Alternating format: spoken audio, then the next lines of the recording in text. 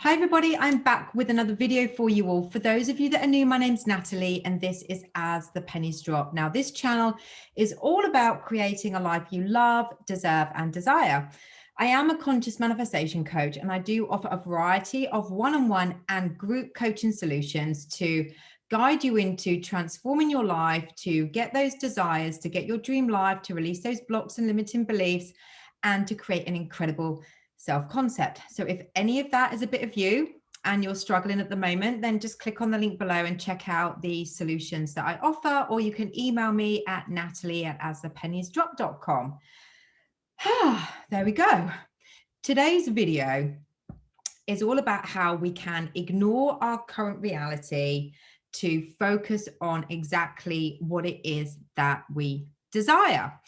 Now, I'm going to share with you some examples. Now, the reason why I'm doing this video is because I've had quite a few subscriber questions where they've said, oh my God, I've been manifesting my SP and they're now with a third party. I've had a few of those actually, or I'm with my SP, but their friends are really negative and, you know, I just don't want them in our lives. Can I kind of, you know, manifest them out? So basically, I'm just going to give you a couple of examples of how I ignored my current reality then, what my reality was then, to be able to get what it is that I needed and wanted.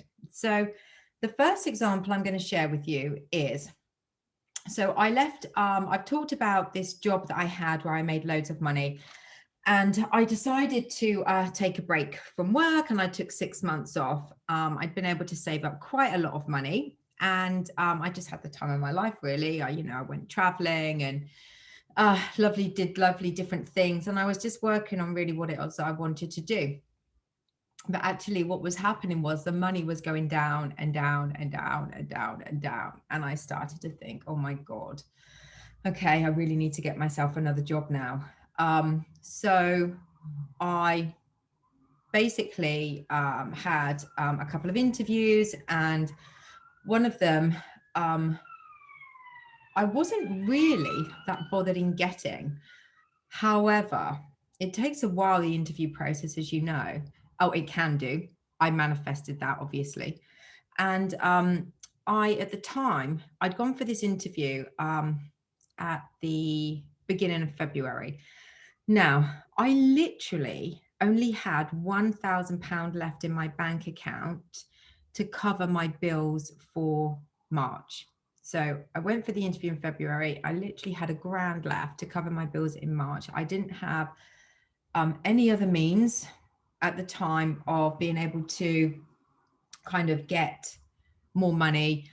I wasn't particularly manifesting money then, which I should have done. This was a few years ago now. All I kept thinking was that everything would work out for me. Everything would work out for me. So if I focused on the fact that I had £1,000 left to pay my bills for the following month, I literally would have gone into a spiral of despair and worry and scared that, you know, my flat was going to be taken off me, et cetera, et cetera, et cetera. And, you know, I didn't focus on the fact that I had 1,000. I was aware. So I was not ignoring it. I was not reacting to it. I knew that I only had £1,000 left, but I wasn't reacting to it.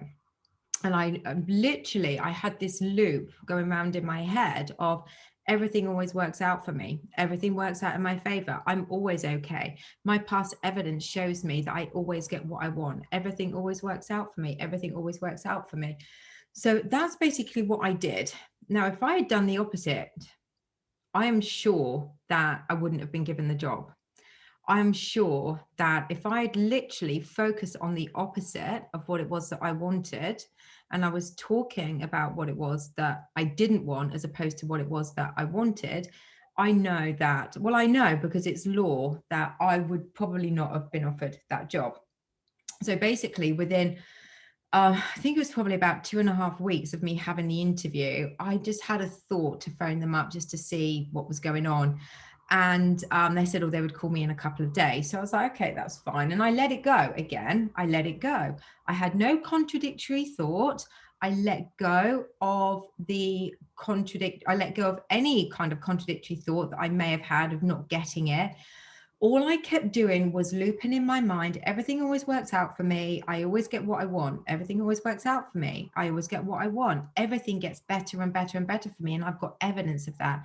Everything always gets better for me. So yeah, I even looked back on my past. Like, yeah, that was better. That was better. That was better. That was better. So everything always gets better for me. And that's all I did. And then I got a call and I got the job.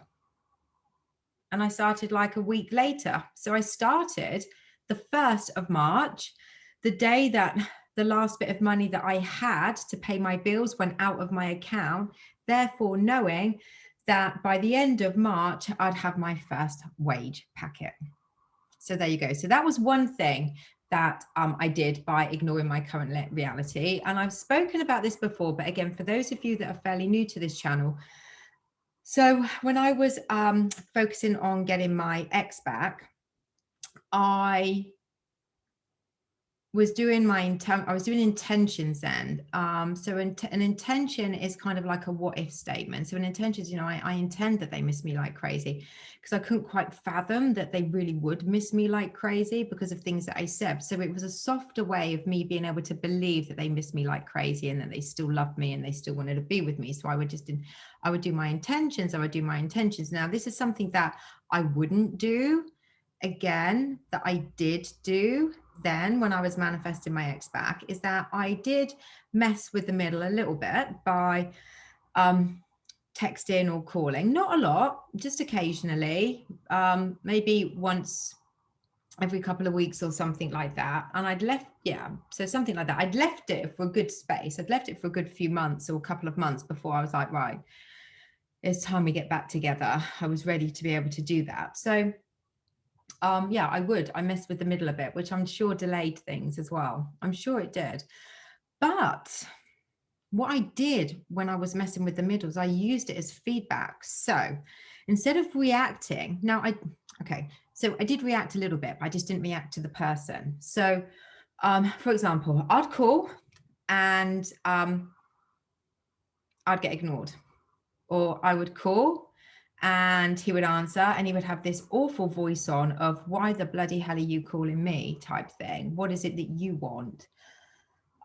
Which was horrible. When I would say remain chirpy, I was like, no, I intend that he misses me like crazy. So even in my mind throughout the call, it's no, he misses me like crazy. He thinks about me all the time. He loves me. He wants me back. He can't live without me. I'm the only one for him. I was just kind of looping, but it's an intention. So it was a softer way for me to be able to believe that it was true. But on the calls I would get, I don't really want to speak to you. It's not really, we shouldn't be speaking anymore. We don't work, you get the picture. I'd get off the call and I would think, wow, he's not ignoring me anymore. He actually picked up the bloody phone. Bonus. I would see that as a massive tick in the box of me getting closer to getting what I wanted. Now, then another time I remember after that, I think I called. And again, he answered and he said, look, it was like, I don't know why you're calling. We're not going to get back together. We don't work. We're not going to get back together. And I remember this was close to Christmas and I was just broken. I just felt broken. So I think this was a text. This wasn't a call. It was a text. And I got this back in a text and my heart was racing reading it. And I literally put the phone down and I burst out crying. I was so sad. I was so sad, but I allowed the tears. And then I got back onto writing my intentions. And I was like, I intend he misses me like crazy. I intend, So even when I had that tiny bit of wavering doubt, which I'm sure has delayed things, if I had been completely understanding then of the mental diet and living in the end and being that person with that person, it would have worked quicker, because I've actually got examples of when. So anyway, that's examples of how, really not how I didn't exactly emotionally react, and I didn't allow my thoughts to spiral. I had a little tear, got straight back on it. I wouldn't really class that as emotionally reacting. It was like a 3-minute kind of reaction, and then it was boom. And again, it wasn't to him. So I literally just got back on it. I allowed that. You have to allow sometimes how you feel to just come out. Otherwise, you're just bottling it up, but allow it and get back on it. So yeah. And so, I mean, I was going to say, using the example of my ex, another time, broke up a lot. Another time I was manifesting him back. I thought I'd let it go, as in permanently stopped thinking about him. But and I've told this story recently as well, when I was in New York and I was running around New York, which was something that we had done together. I was reminiscing about the amazing time we had in New York and how wonderful it was. And it was just an amazing time together. I love New York City. I love it. And when I was in New York and I was like reminiscing about all these things that we had done. I literally thought that was it. We were done. I wasn't thinking about getting back with him, but I was still I was living in the end without realizing it. I was living in the end of us still being together, because I could picture us clearly kind of together in New York, and the amazing memories. And then it was about a week after I'd got back and I was on my yoga mat. I'd just done a yoga session. I was in Shavasana, and I just was thinking about some of amazing things. And I wasn't attached. I wasn't whatever. I was just thinking about the amazing times we'd had together. And then I had this thought of having an email. I'm not going to go into too much of it, but basically he emailed me when I was in New York, and I hadn't seen the email, and it was a love letter saying that he really missed me and felt the same. So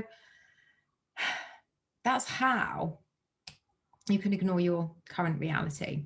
That is how you can ignore your current reality. So if your current reality at the moment is that the person that you want to be with is with somebody else, ask yourself, what is it you're going to focus on?